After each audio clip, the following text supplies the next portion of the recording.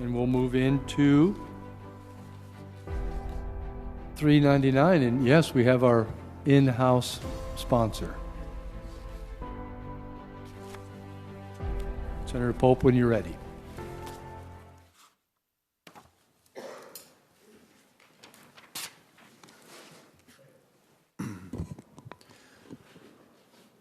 Good afternoon, Mr. Chair, Committee.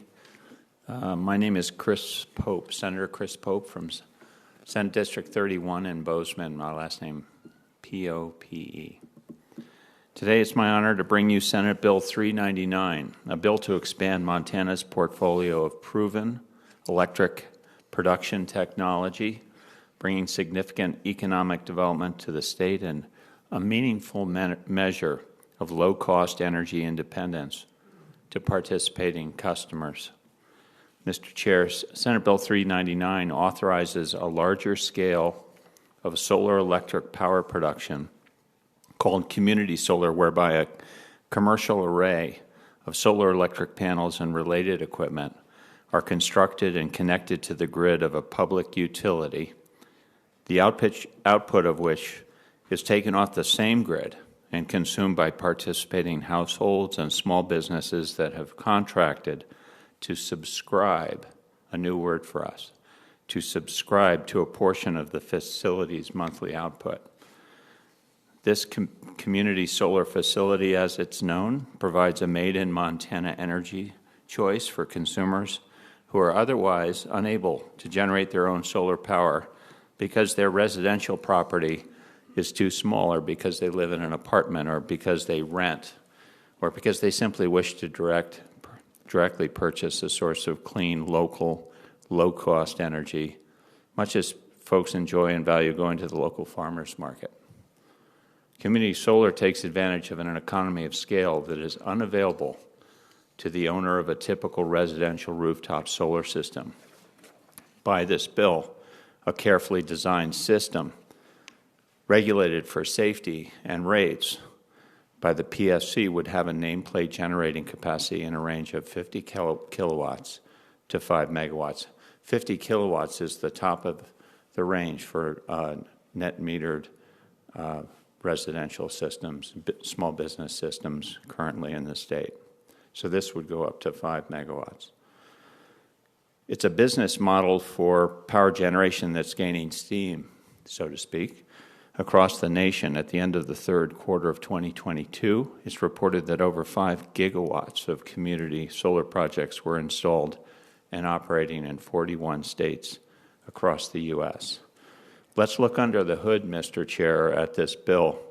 And I'm going to take a little time to describe it because it's not something that we regularly talk about. A community solar project owner contracts with a group of existing utility customers within the public service territory, the public utility service territory, who pay to subscribe or to off-take, another technical word, a portion of the facility's energy output elsewhere on the utility grid.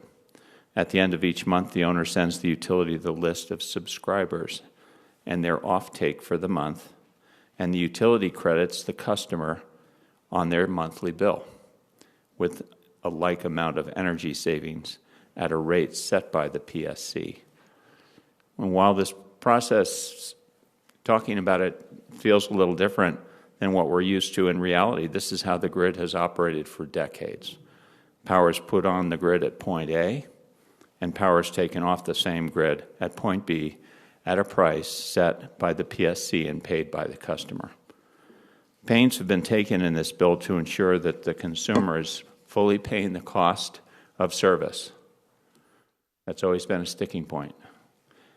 That the utility is properly compensated for its important role in community solar systems, and that there's no cost shifting to non-participating consumers, that all parties are fairly treated, and that the community solar systems are built with exceptional integrity and safety in mind. And I'll be bringing an amendment, Mr. Chair, when the time comes, if it comes, that we have worked with a union representative, and it's terrific. I'm encouraged by the cooperation there.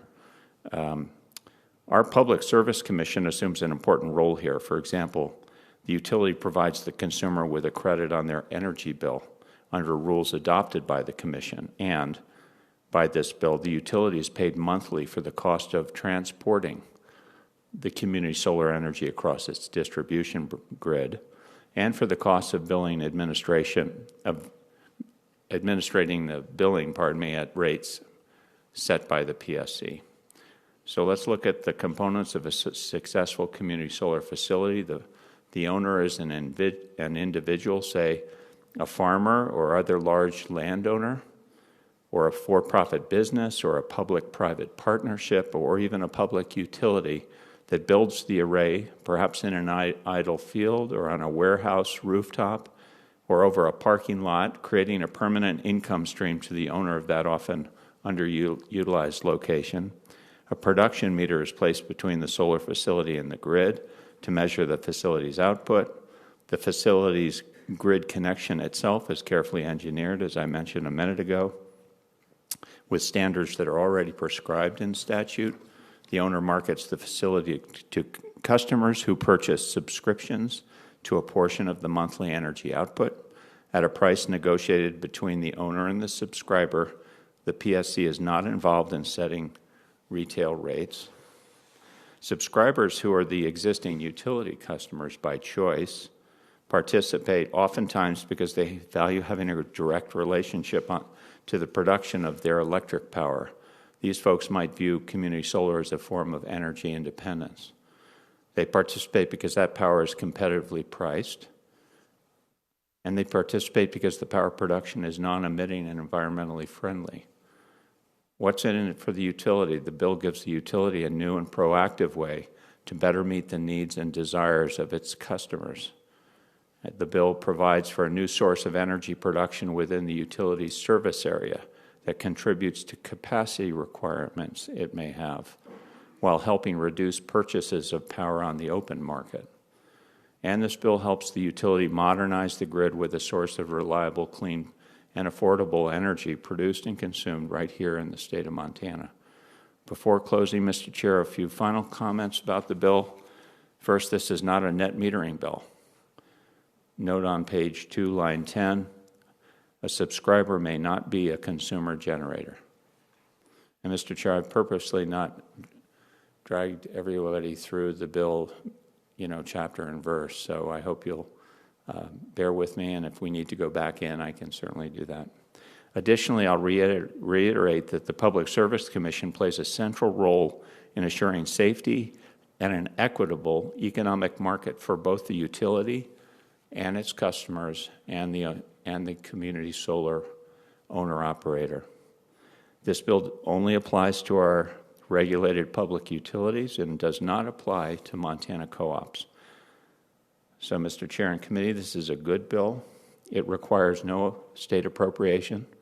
It does not initiate anything today, but it does create a framework setting the table for small business energy enterprise, for a new utility role in the modernization of our grid here in the Treasure State, and for those Montanans and communities across the state who wish to take a meaningful individual step to energy independence.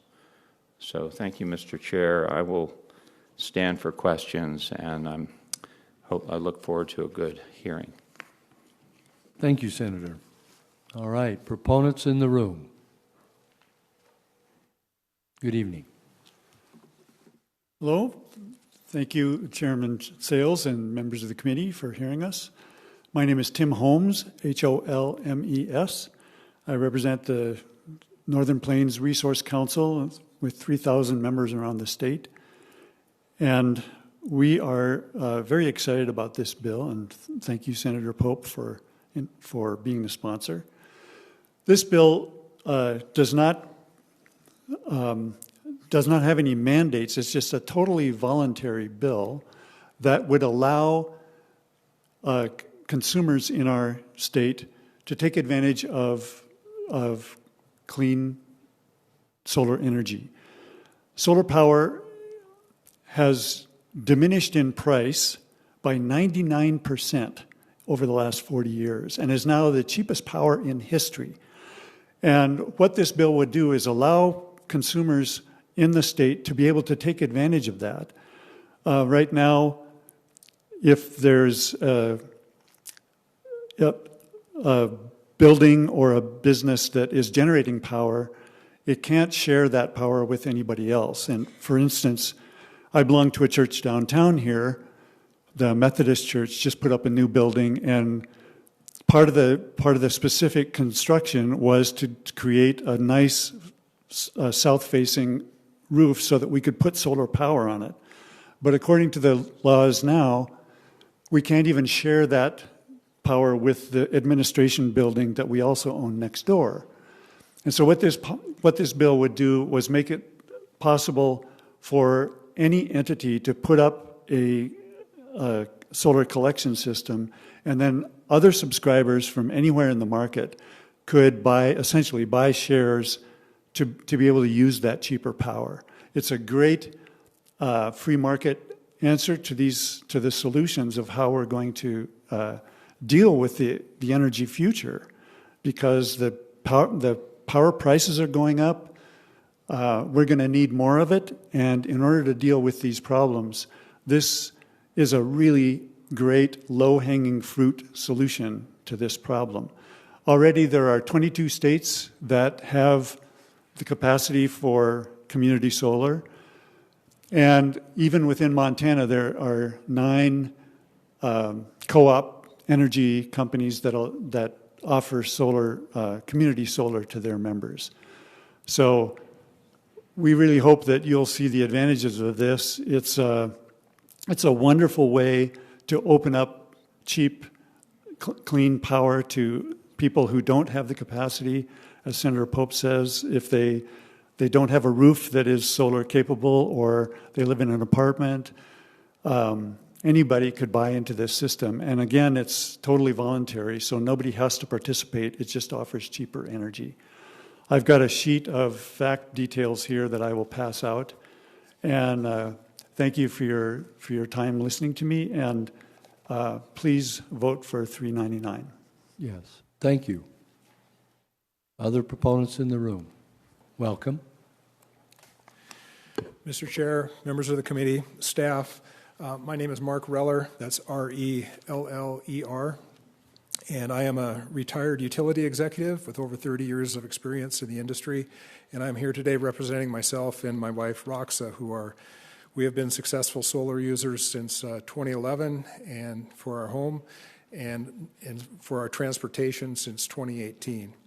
So I do believe in energy independence for the home, business, and for transportation, and for the farm. I do believe in free markets when the markets are fair and have competitive rules that are unbiased. I do believe in customer choice. Captive markets are not fair markets because they lack competition. I do believe that they're in local levels of control when appropriate, and that locals should be able to control their collective destiny, including their local infrastructure development and their local taxation foundation. And I do believe in local I got 2 words here together that are tough. I do believe in local reliance and resilience. And I do believe that solar provides sustainable economic benefits as well as disaster and emergency services benefits. And I do believe in technology, not as a religion, but as a proven method for improving the human condition. And I also believe in the Montana Constitution and its right to a clean and healthful environment. So I'm going to try and string together some bullets here over the next few minutes that kind of show why this bill supports all of those beliefs. When I think of solar and the related equipment as mentioned in the bill, I automatically think of storage as well. And if others do not, then perhaps this bill should be amended to include storage, because I think they bring together some synergy that's very important. There's been a lot of jaw wagging over the last few years over the capacity shortfalls that exist in Montana.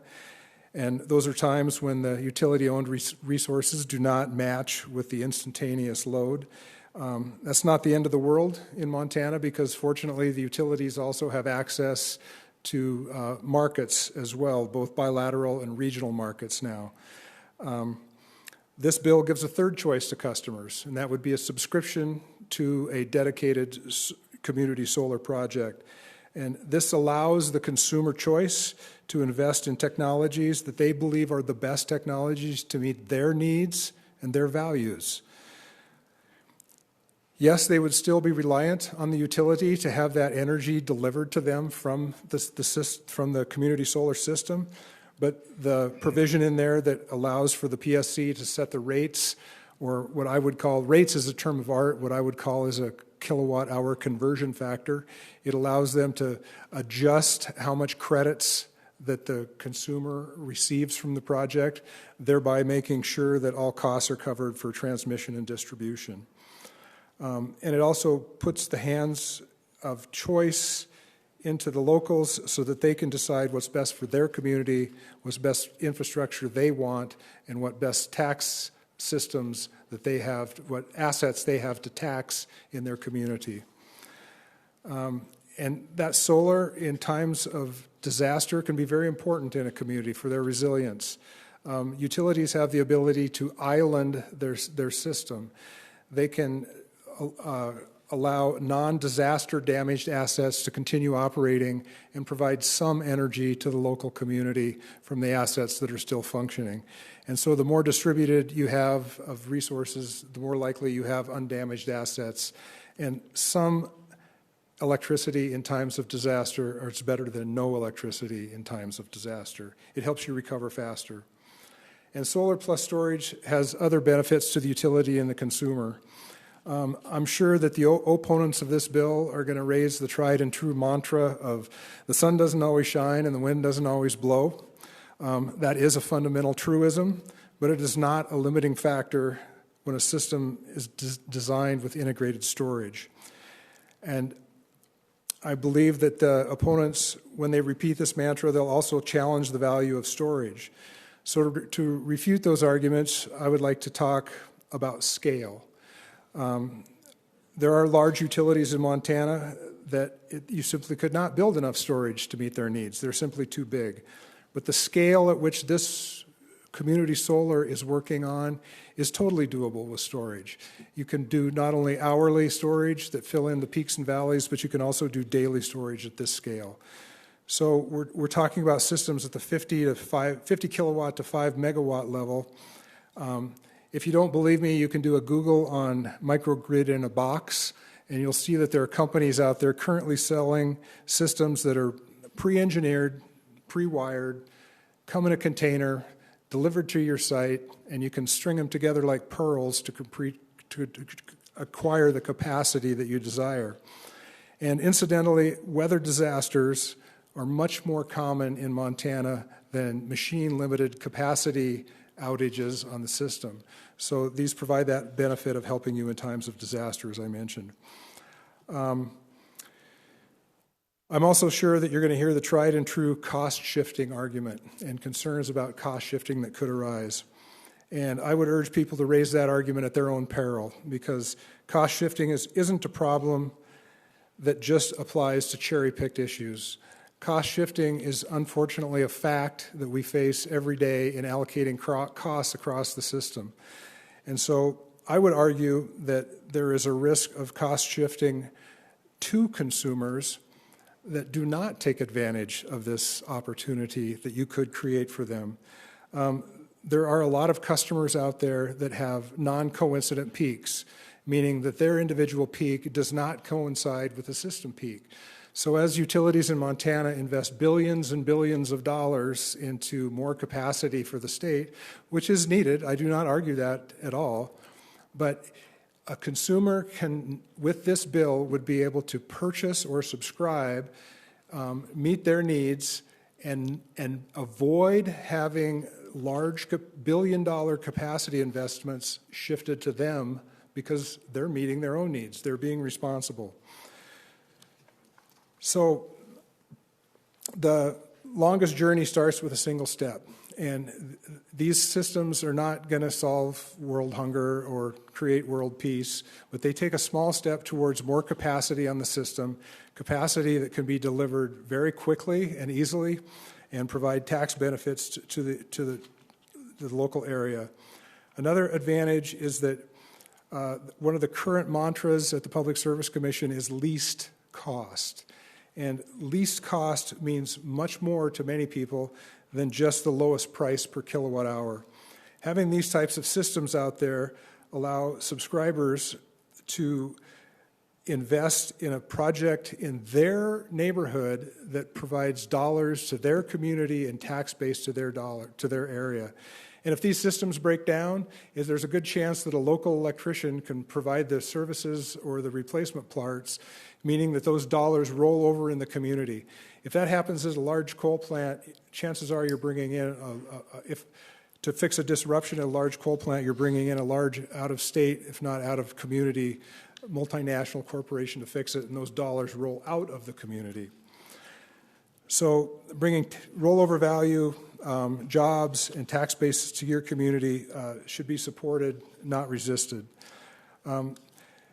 As far as the subscribers taking energy off the system, I'm going to get a little bit technical here, or try to avoid being too technical, but some of the loads that are going to take advantage of these solar systems are going to match very nicely with the profile produced by a solar system. Daily loads, fairly regular, a little bit of storage to roll out the peaks and valleys. Some of the other loads are not going to match so well. And so that's not directly addressed in the bill, but what that does create, from my utility perspective, is that creates an opportunity for the utility to arbitrage that generated energy. In other words, they can take advantage of day-night price differentials and sell that electricity at the market during the day, return that energy to the subscriber at night when prices are less. So there's value in the system there as well. So some may argue that these projects are not economically feasible, and I would say that for every millionaire and billionaire out there, they went against the tide that said something is not economically feasible, and they made it work. So I would encourage you to think in terms of that there really is no legitimate argument that this legislature can ponder that would justify tying the hands of new entrepreneurs. And there are many new entrepreneurs stepping into this field that generate green profit dollars and green tax dollars. So finally, when it comes to the Montana Constitution and a clean and healthful environment, I would like to think that this legislature is well positioned to empower people that want to take on the responsibility for their own energy, to make choices for their home, business, farm, and transportation that help keep Montana clean and the beautiful place that we like to live. So please support this bill in committee, encourage your colleagues to pass it on the floor, and encourage the governor to sign it. Thank you for your time. Thank you. I'm going to ask the committee, I do have a person online, I believe, that needs to get off, if that's all right, if I switch to proponents online. Okay, without objection. Thank you. Hunter, you want to let her on? Yes, Mr. Chair. Ms. Nicola Laverick is online. Hi there. Thank you so much for squeezing me in. Can you hear me? I can. Thank you. Go ahead. Chair Sales and members of the committee, my name is Nicola Laverack, Laverack, and I'm the Communications Director for Onsite Energy, a solar electric system design and installation company based in Bozeman and Missoula, providing high-quality jobs installing the full scope of projects from residential, commercial, to industrial-sized systems all across the state. And I'm speaking today in favor of Senate Bill 399 and allowing for community solar programs to be designed in more jurisdictions in Montana. Here in the Big Sky State, we have incredible amounts of solar resource potential that many more people could have access to if we had more inclusive policies in place, like Senate Bill 399 puts forth.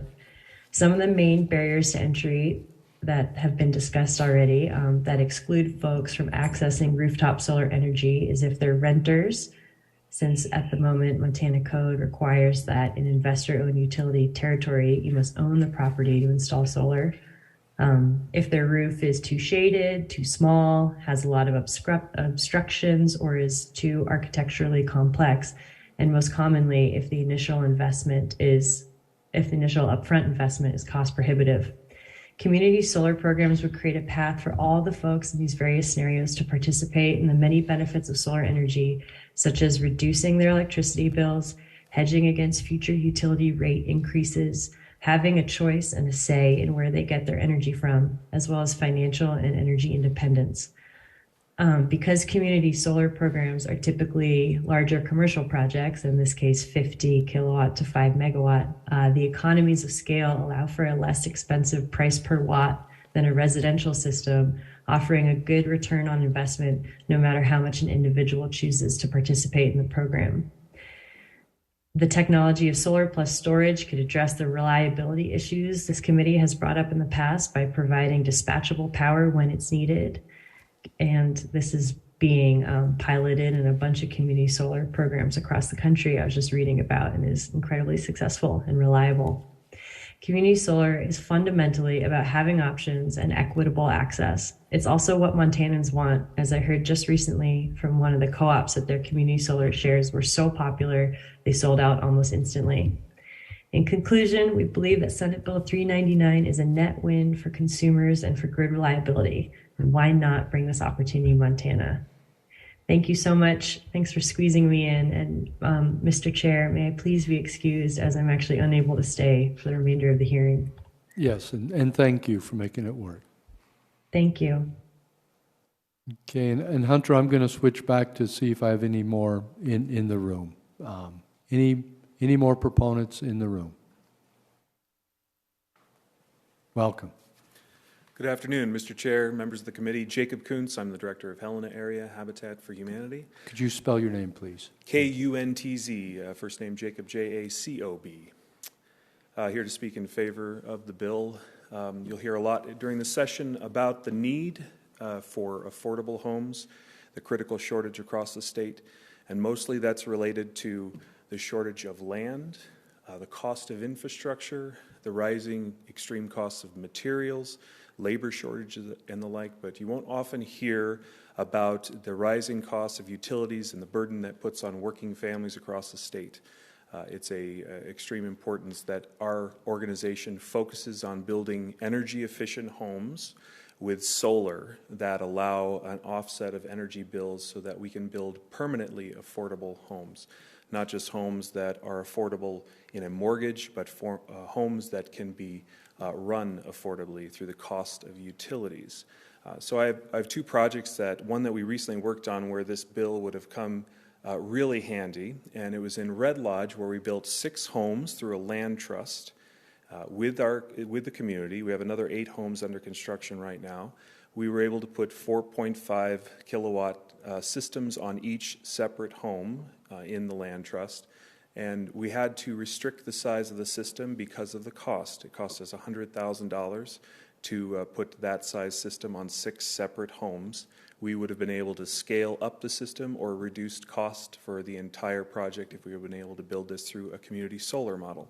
A second example of what we're doing is in East Helena. We're currently under contract for 80 acres of land in East Helena. We're going to build a mixed income neighborhood that will involve 300 homes, of which at least 220 will be permanently affordable homes, where the investment in building those homes will stay in East Helena, serving working families, the folks who staff the local businesses for time to come.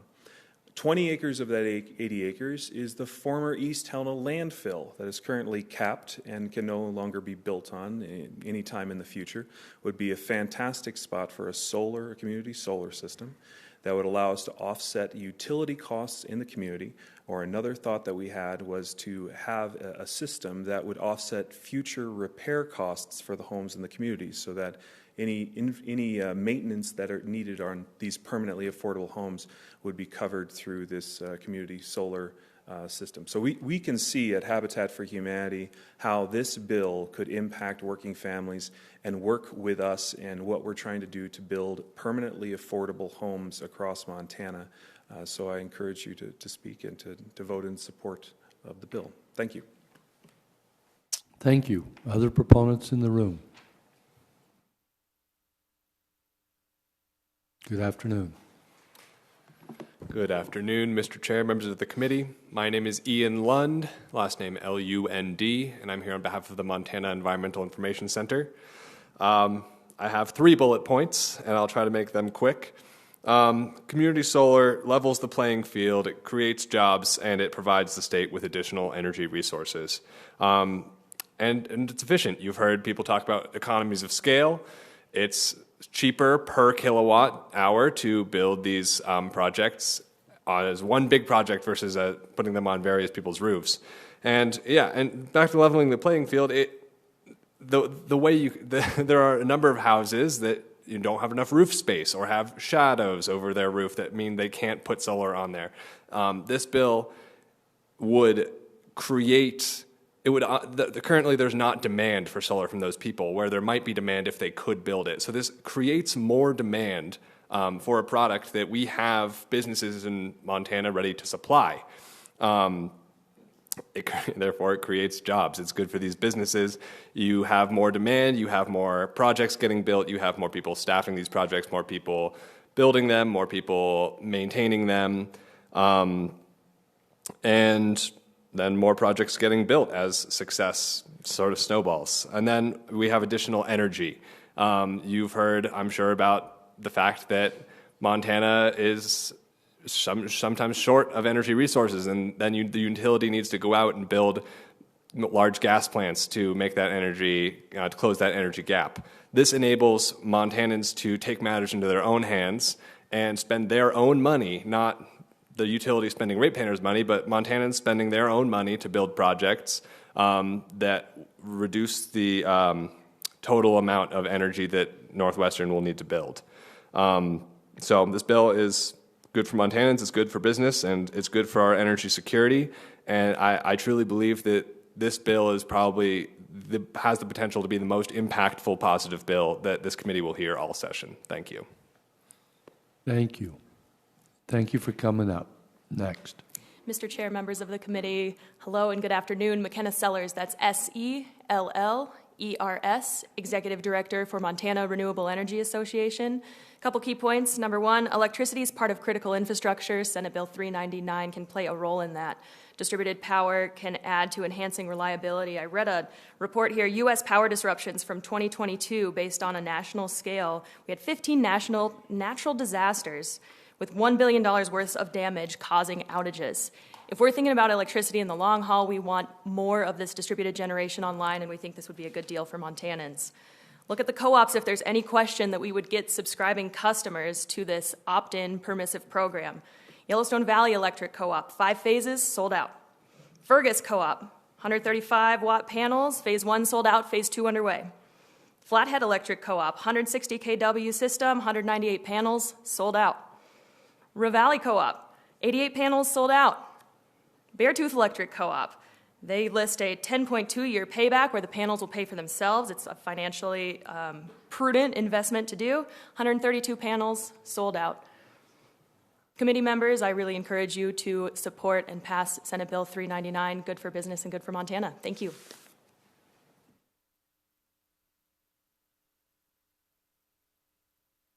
Thank you. Sorry. Next proponent. Don't be shy. You're not in the way of dinner, but maybe. I sure hope you have some on the way, Mr. Chair, members of the committee. For the record, my name is Caroline Canarios, Canarios, on behalf of Northern Plains Resource Council. Unfortunately, we did have a member who was planning to testify and had to depart at 4, but I do have a copy of her testimony to be entered into the record with your permission, Mr. Chair. Please do.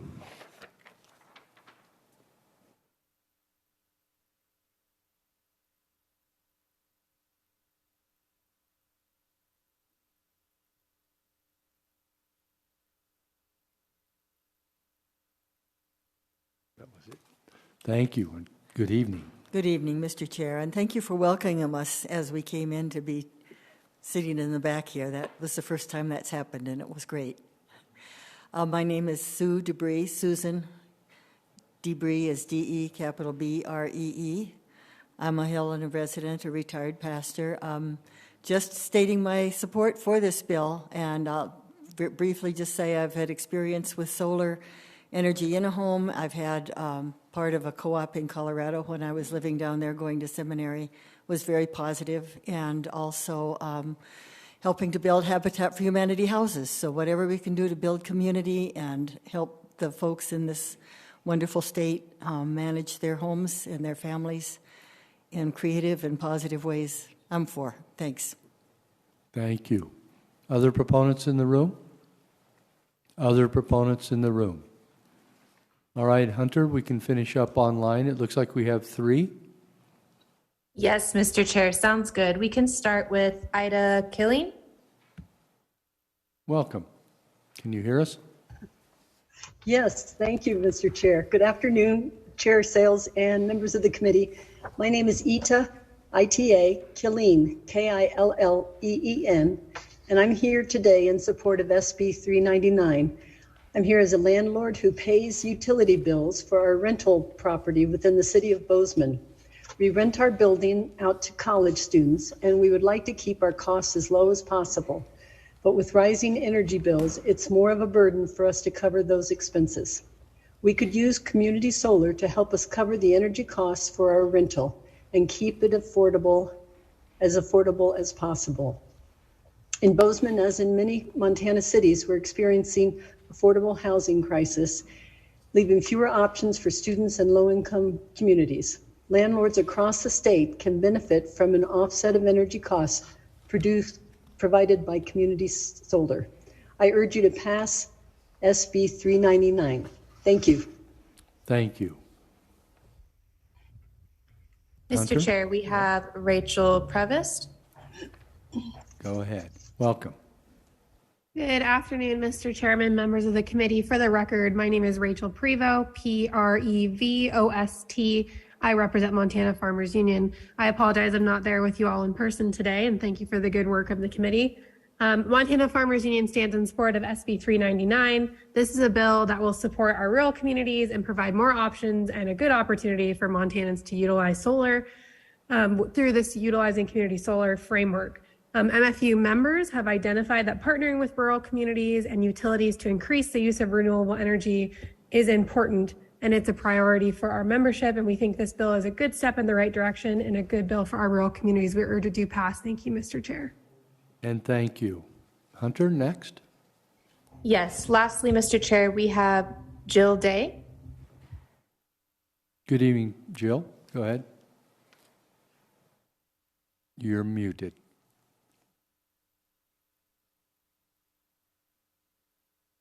Ms. Day, you're still muted.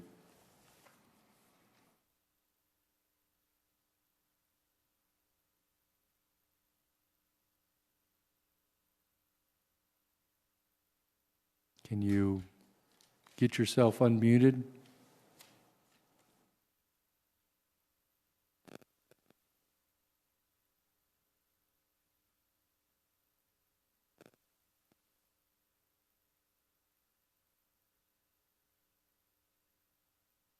Hunter, any luck with you trying? No, Mr. Chair. Okay. If she happens to come on, but I'm about to move into room opponents. Ms. Day, if you're having difficulty, you can sure send in your information to the committee. Mr. Chair, I do have a copy of Ms. Day's testimony. Okay, there she goes. muted. Okay. Just like that. I was muted. I'm so sorry. No, that's fine. Go ahead. Good afternoon, Chairman Sales. And members of the committee, my name is Jill Day, last name spelled D-A-Y, and I'm here today in support of SB 399. I'm a resident of the Highwoods Trailer Court in Great Falls, Montana. When my late husband and I moved here 23 years ago, we discussed what an ideal situation this would be for solar energy. There are 256 lots in the Highwoods that could benefit from shared solar and a community solar array. With significant rent raises for trailer park renters in the past few years, many residents struggle to pay their bills each month. I and others have been feeling the effects of higher housing and energy costs, and I am looking for ways to lower my power bill. Community solar could help to reduce some of those costs. Enabling this program in Great Falls could also help bringing manufacturing and solar jobs to the city, which does not currently have any solar installation companies.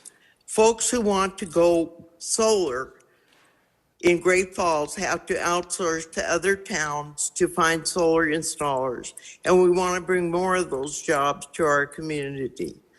There are 30 mobile home and RV communities located within the city limits of Great Falls, all of which could utilize a community solar array. Thank you for your time, and I urge a due pass on SB 399. Thank you. Yeah. Thank you, Ms. Day. All right. No more called in, correct, Hunter? No, Mr. Chair. Thank you. Yeah, thank you. Moving into opponents in the room. Good evening. And you'll notice some bags showed up with burgers in them, just saying. Welcome. Not on my dime, Mr. Chairman, right? I hope. I'd be happy to buy you burgers.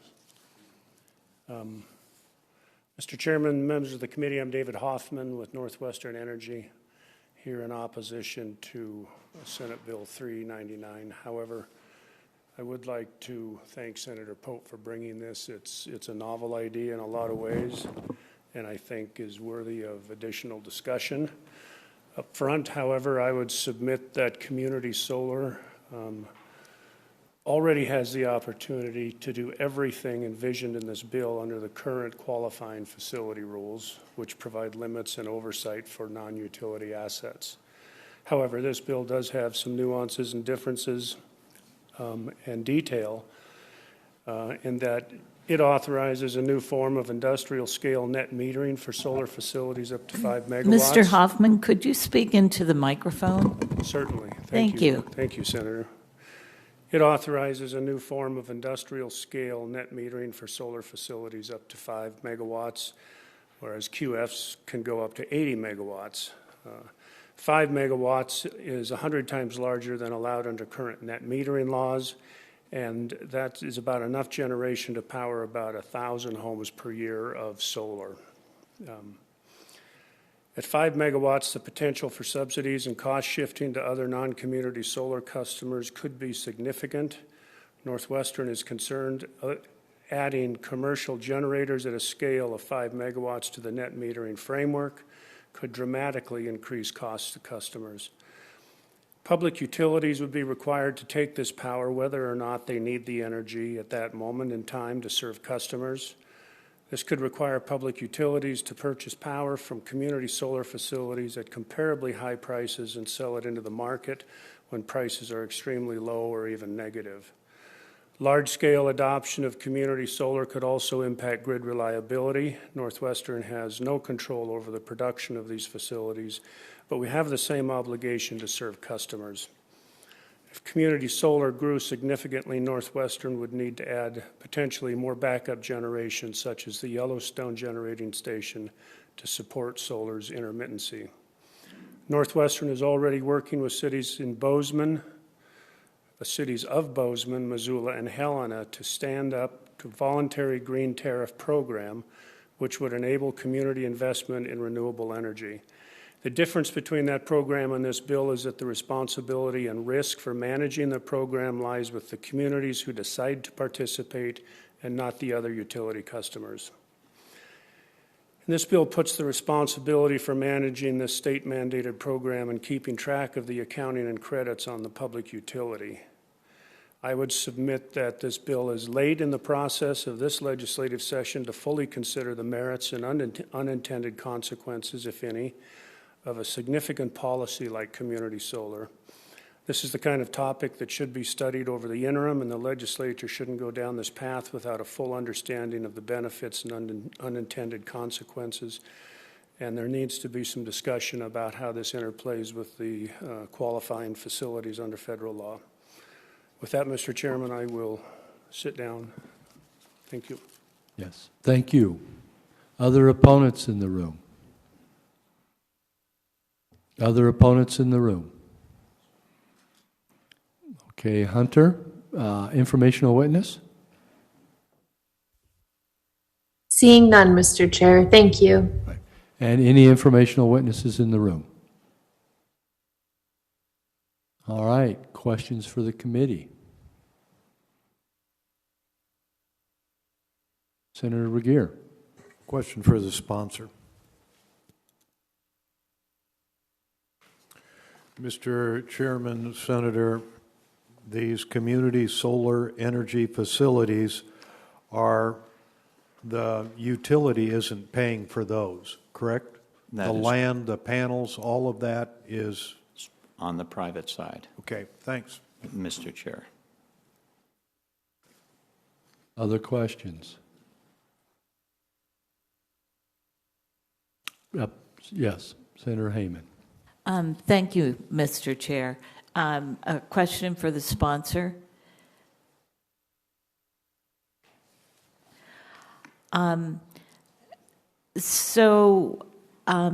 Historically, we have heard several community bills in the past, and there always seems to be a representative from a utility to stand up in opposition.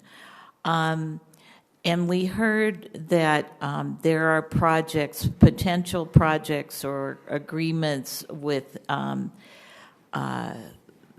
Missoula, Bozeman, and I don't recall the third city. Do you know about those agreements and the details of how that would benefit the ratepayers?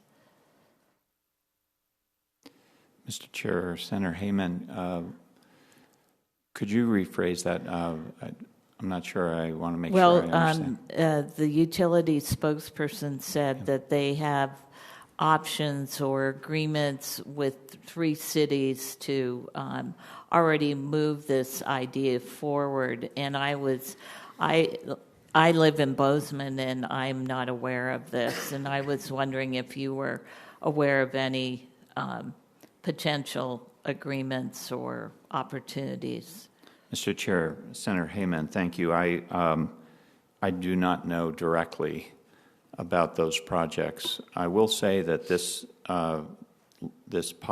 framework that we're talking about this afternoon, this Bill 399, would not stand in the way of the utility going out and doing whatever the utility feels is in its interest and in the ratepayers' interest and so forth.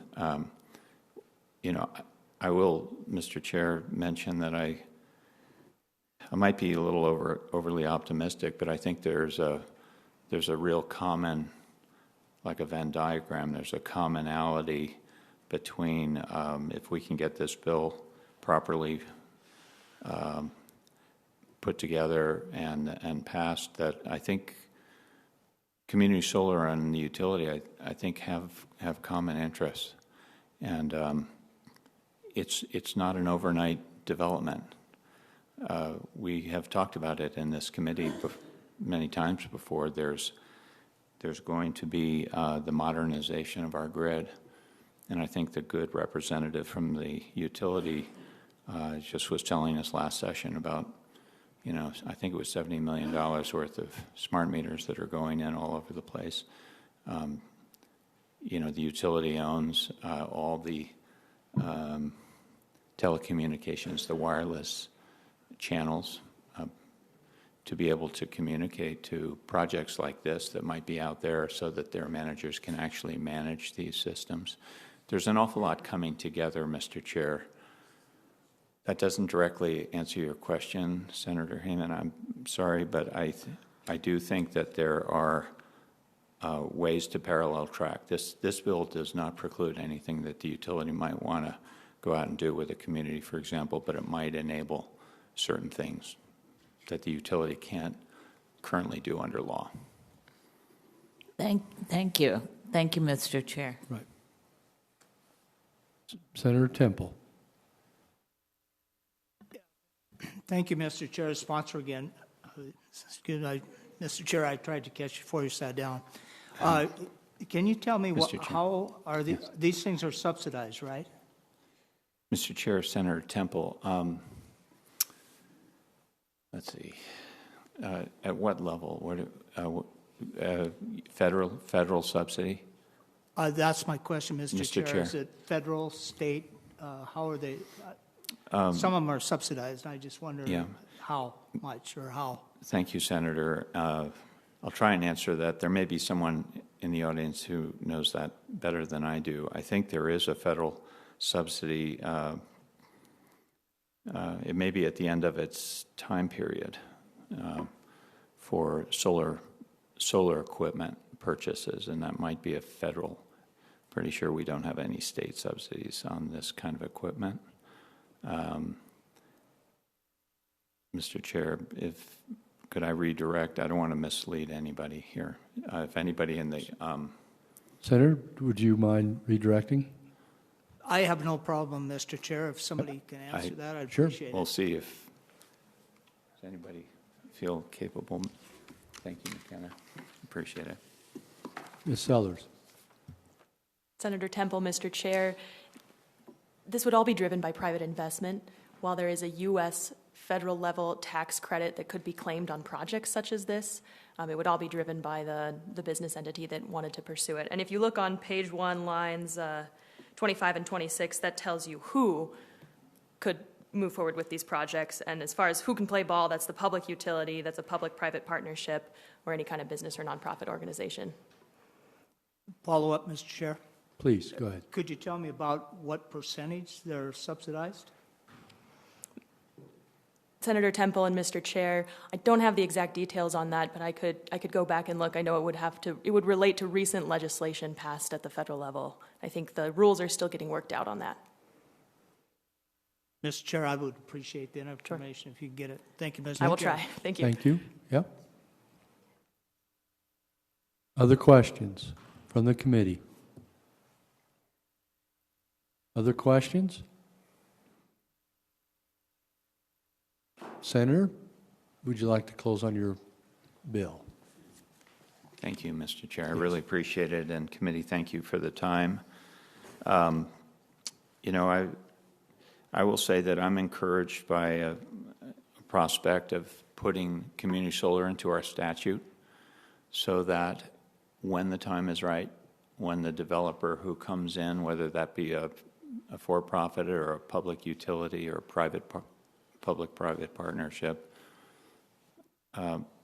there's a business plan for each and every one of these projects, and I think that there's a real lane, an avenue for folks who might want to be in this level of development, above net metering and below the qualified facilities that was mentioned by the good representative from Northwestern.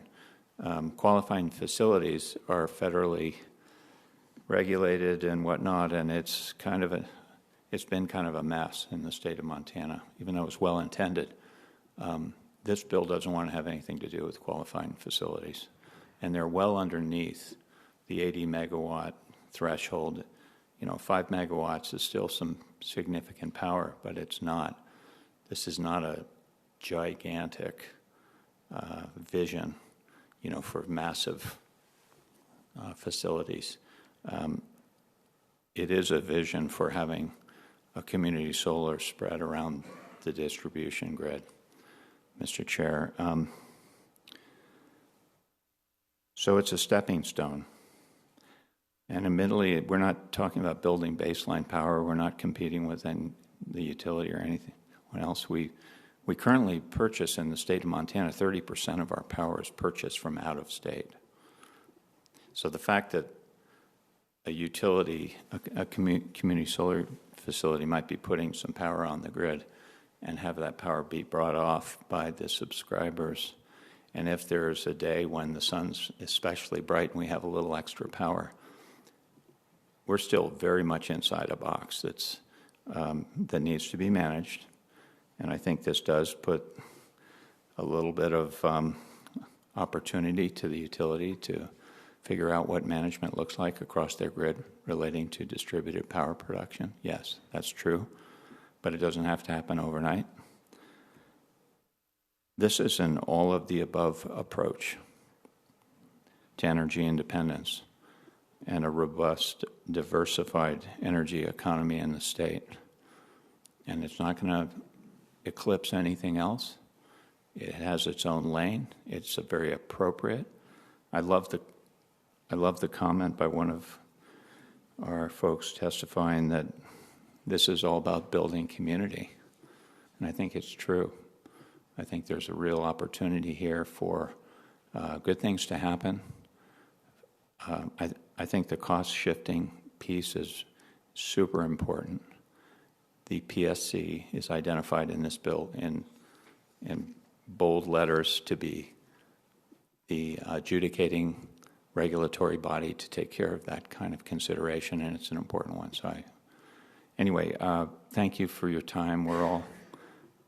We've been running pretty hard, so I'll wrap, and thanks an awful lot for the community for this, and please give this a green light. It doesn't spend money, and it doesn't do anything tomorrow morning, but it does start a wheel turning for the small business and entrepreneurial community in our state to start thinking about how to go about this. So thank you. All right. Thank you, Senator. And that finishes and closes the hearing on Senate Bill 399.